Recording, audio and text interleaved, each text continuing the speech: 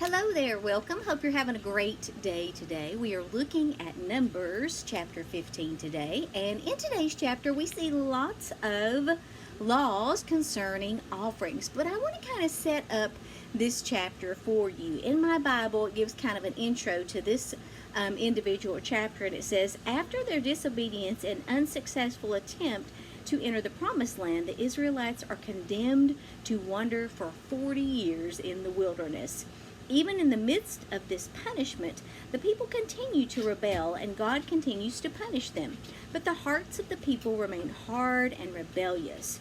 Hard hearts toward God may bring calamity to us. So their hearts being hardened back then can be very similar to our hearts being hardened even today, and it can cause a bad relationship between us and God. Something that I thought was interesting about this chapter is at the end of the chapter, it talks a little about tassels on clothing. So I wanted to explain this to you. It says in verse 37, then the Lord said to Moses, give the following instructions to the people of Israel. Throughout the generations to come, you must make tassels for the hems of your clothing and attach them with a blue cord. When you see the tassels, you will remember and obey all the commands of the Lord instead of following your own desires and defiling yourselves as you're prone to do. The tassels will help you remember that you must obey all my commands and be holy to your God. I am the Lord your God who brought you out of the land of Egypt that I might be your God.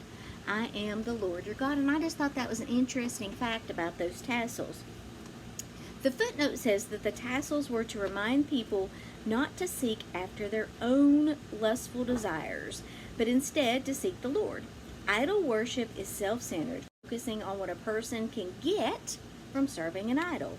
Good luck, prosperity, long life, and success in battle were expected from the gods, so were power and prestige. The worship of God is the opposite. Believers are to be selfless rather than self-centered. Instead of expecting God to serve us, we are to serve Him, expecting nothing in return.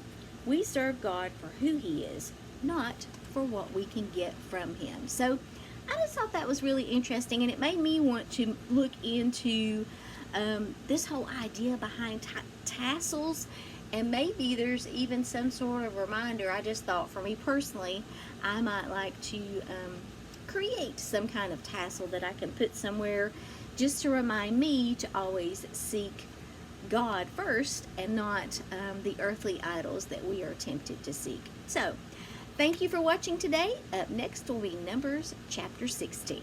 Have a great day.